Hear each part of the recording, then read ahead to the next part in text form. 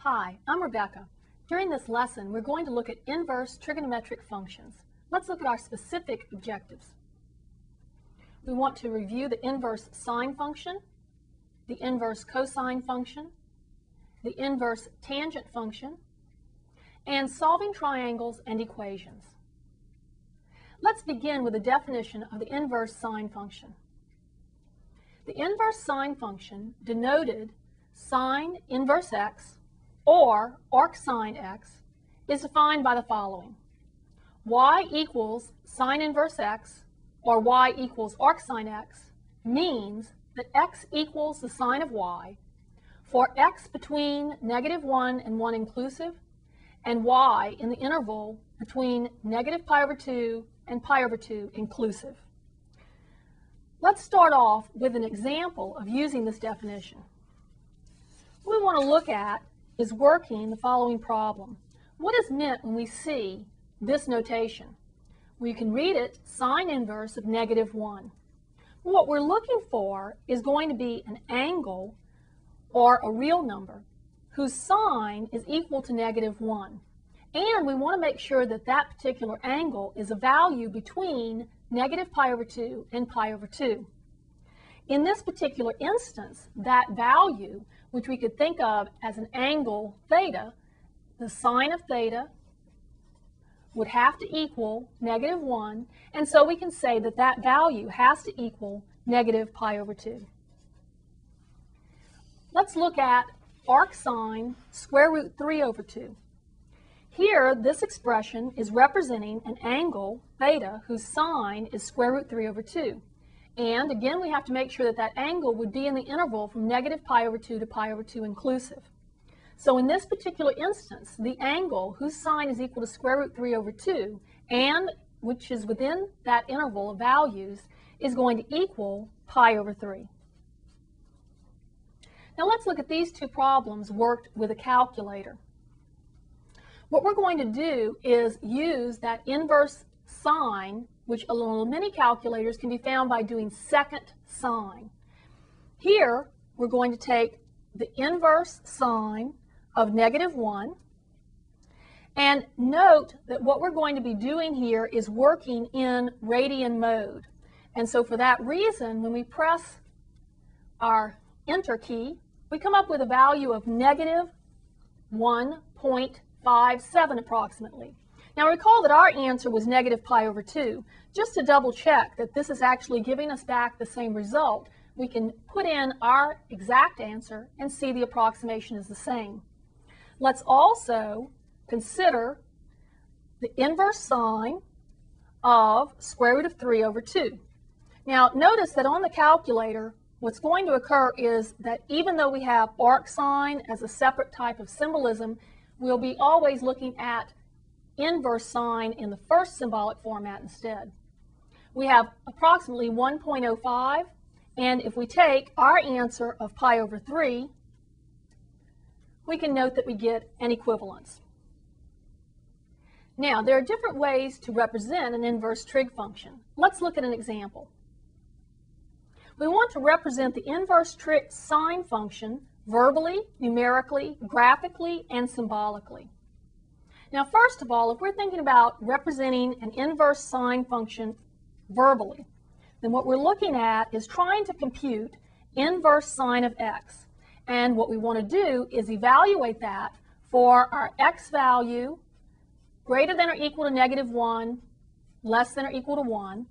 And what we're looking for is a value of theta such that the sine of theta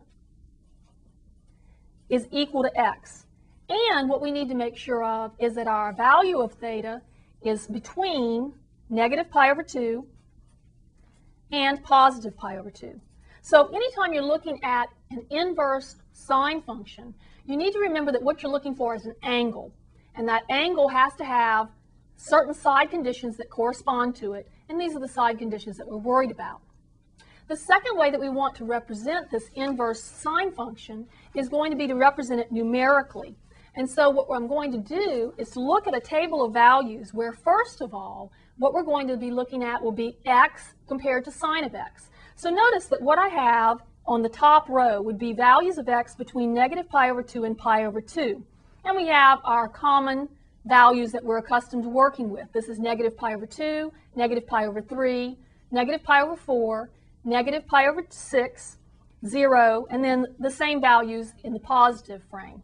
And then we notice that these are the sign values that correspond to those particular values of the angle.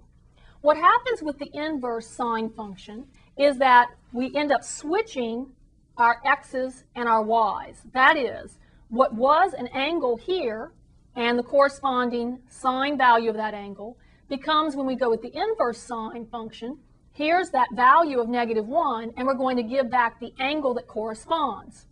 As another specific example, let's look at the value of pi over 6. We can evaluate the sine of pi over 6 and end up with a value of 1/2.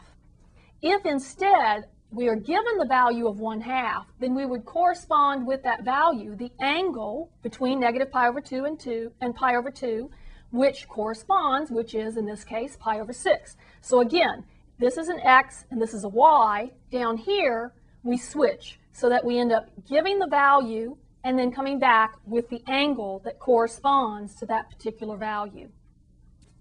Now we also want to represent this inverse sine function graphically. And so in order to do that, we're going to use a calculator to help us see that particular inverse sine function. Let's start off though by graphing the sine function between negative pi over 2 and pi over 2. And here's how we're going to accomplish that. We're going to go to our y equals key and insert the value of sine of x. And I'm going to put that in parentheses. And then in order to put in those side conditions, that is that we're only going to be looking at values between negative pi over 2 and pi over 2, I'm going to insert a multiplication by negative pi over 2. And then I'm going to use a key here that's going to allow me to put in a symbol, which is going to be an inequality symbol, and it's going to read negative pi over 2 is less than or equal to x. And that's the first part of our side condition. And then we're going to multiply that again by x, and again we go to this test key, is less than or equal to positive pi over 2. Now what happens is that the calculator interprets these values inside the parentheses as either true or false and gives them then a value of either 0 or 1 corresponding to that.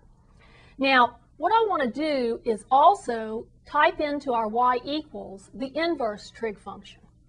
So again on our y equals key we're going to put into this inverse sine of x. Now here's the window that's going to help us see what's going on. We're going to look at our x min at -3, our x max at 3, and a scale of pi over 2. We're going to look at our y min at -2 and our y max at 2 and a scale of 1. This window will give us approximately a squarish looking window. Now when we press graph, what's going to occur is, you notice that first of all we have what appears to be a little vertical line there. What's happening is that those particular values the calculator is having trouble working with. These values that look like they're vertical there actually are not part of this function. In order to change that, what I'm going to do is go over to the beginning and change this particular graph into what's called a dot mode. Now when we press graph, we're going to see what actually would be interpreted as that inverse sine function. Now what we want to note by looking at these graphs have to do with the following. I'm going to go to y equals and I'm going to put in one more graph. I'm going to put in y equals x.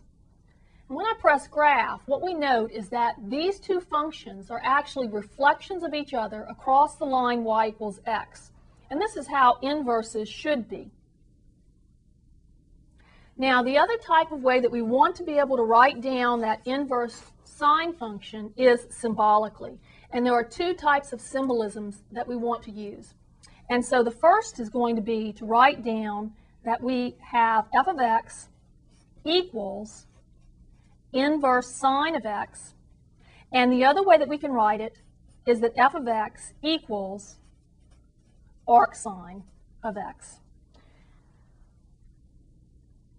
Now let's move on to the inverse cosine function. And again, we're going to begin with a definition. The inverse cosine function, denoted inverse cosine x or arc cosine x, is defined by the following. Y equals inverse cosine x or y equals arc cosine x means that x is equal to cosine y for x greater than or equal to -1 and less than or equal to 1, and y in the interval from 0 to pi. Now let's use this definition in order to evaluate some expressions using that inverse cosine function. The first one we want to consider is the inverse cosine of -1. Recall that here what we're doing is trying to find an angle, and I'm going to call that angle theta. And just to review this, what we're looking for is an angle so that the cosine of that angle theta is equal to -1. The other thing to note is that theta has to be an angle in the closed interval from 0 to pi. Now, the particular value that we're going to come up with in this case is going to equal the value of pi. As a second example, let's consider arc cosine 0.9978. And here, what we're going to use will be our calculator in order to give us a value, because that's not something that's familiar to us. So we're going to go to our calculator screen, and we're going to look at inverse cosine, because we have to put it in this manner, of the value 0.9978, close the parentheses, and we'll press enter. Now what happens is, right now we're in radian mode, so we're coming up with a value which is approximately 66 thousandths radians. If we wanted to see what that was in degree mode, what we can do is take that answer and multiply it times 180 divided by pi. And this tells us that that value is approximately equal to 3 8/10 degrees. And so, using a calculator, we can come up with either the radian answer or the degree answer by doing the conversion at the end. Now, it's your turn to try a particular problem. And here, we're going to ask you to work with that inverse cosine function. This is going to be similar to the one that we just worked on, and here are the problems that we want you to try. Evaluate each of the following. The first is to find inverse cosine of -1 over the square root of 2. The second is to find the arc cosine of 0.1234. Try that now.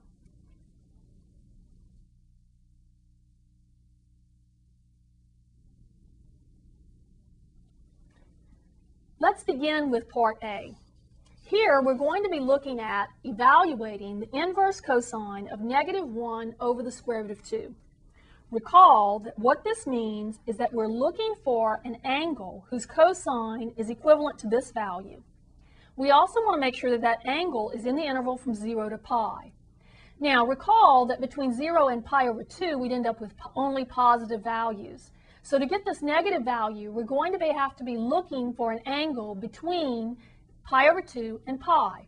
In this particular case, we may recall that this is going to be equivalent to taking 3 pi over 4. We're going to have to have that pi over 4, that 45 degrees, as our reference angle in that second quadrant. So here's the result to the first problem. In order to evaluate the second part of the problem, part B, we're going to be finding the arc cosine of 0.1234. Again, this is not something that's familiar to us, so therefore what we need to do is rely on the calculator in order to help us find the solution.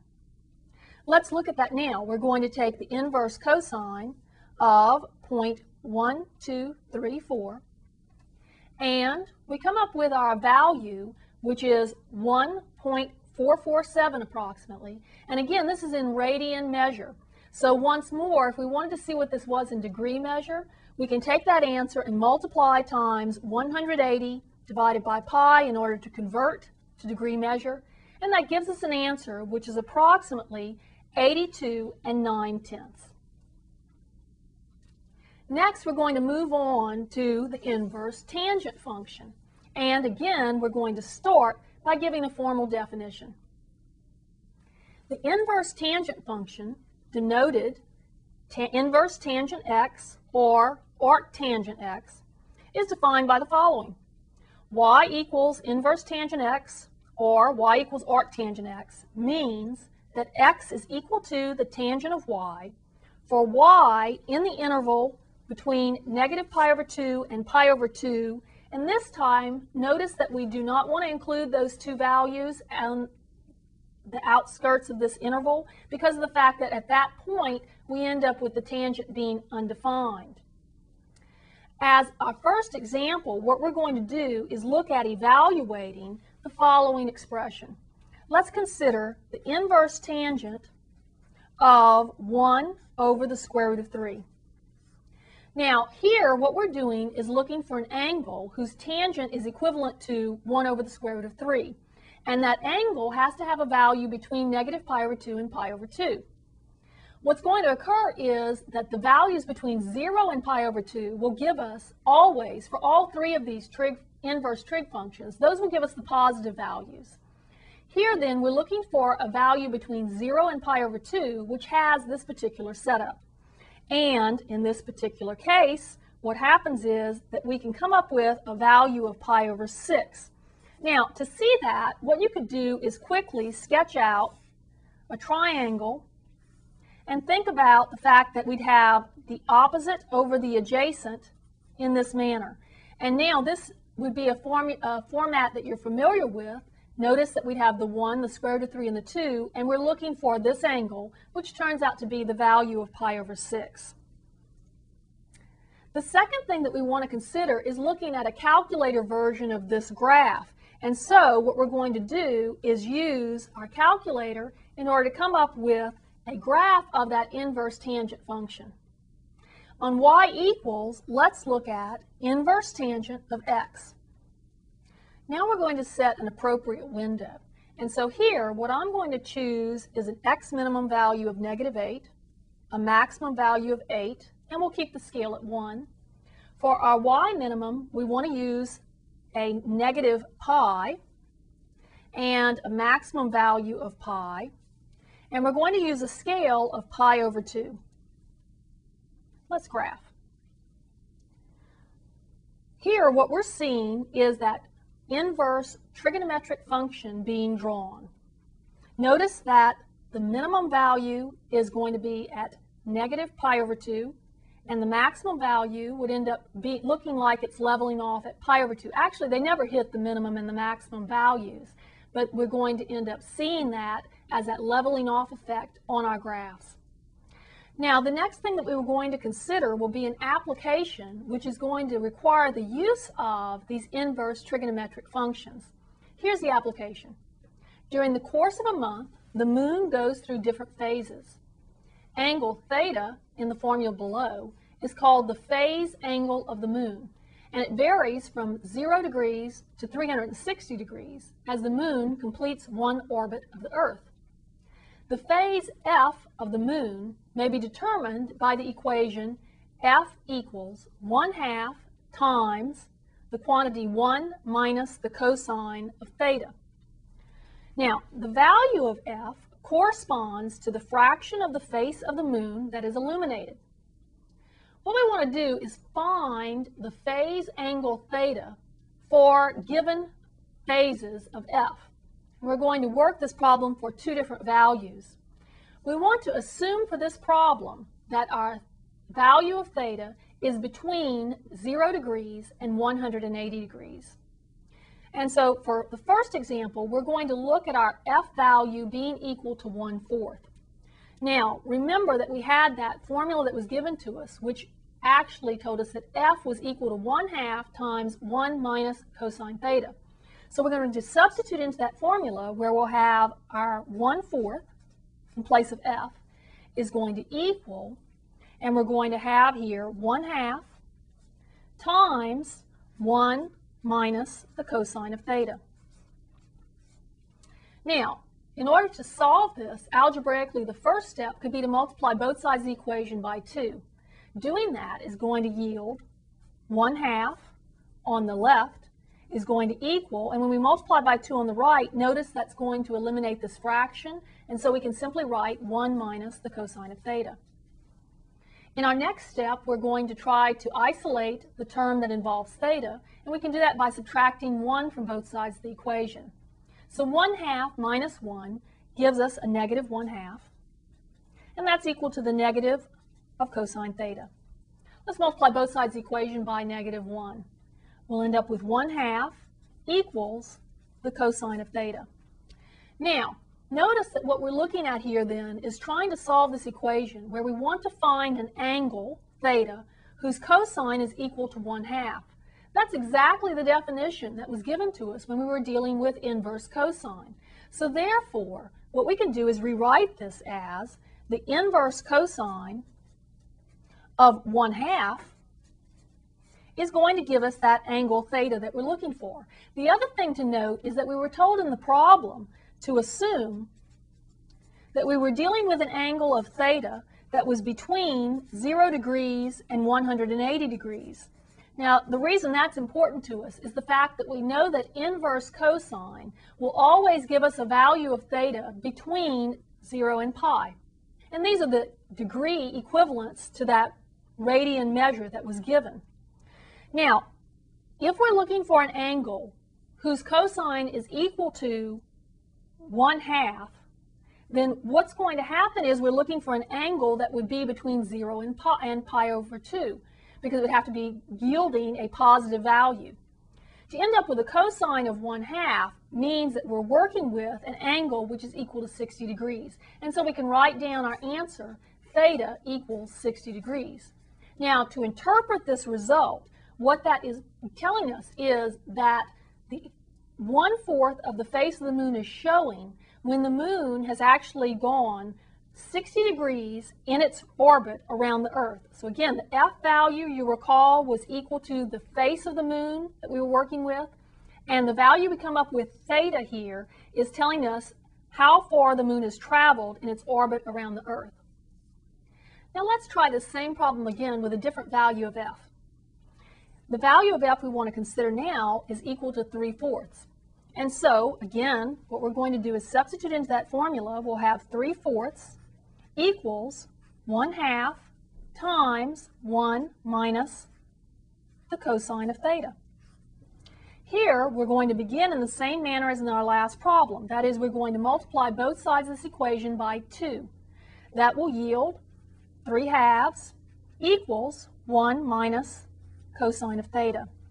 Next, we'll subtract 1 from both sides of the equation to give us 1/2 equals negative cosine theta. Now, what we can do is multiply both sides of this equation by negative 1, and that will give us negative 1/2 equals the cosine of theta. Again, if we're looking for an angle which is going to give us a cosine equal to negative 1/2, that means that we can evaluate this by thinking of it as the inverse cosine of negative 1/2 to give us back that value of theta. Now, we're looking for a value which is going to give us back a negative cosine, which means we're looking at something that's going to end up being between 90 degrees and 180 degrees, thinking of it as a quadrant 2 angle. Here, we're looking for that angle, which would also have a reference angle of 60 degrees. But because we're in quadrant 2, we evaluate that angle theta by writing it down as 120 degrees. That is what 180 degrees minus the 60 degrees. In order to interpret it, what we can say is it means that when 3/4 of the face of the moon is showing, then we say that the moon has traveled 120 degrees in its orbit around the Earth. Now, in this lesson, we've dealt with inverse sine, inverse cosine, and inverse tangent functions. It's time now for you to try some problems on your own in order to review these concepts. Do that now.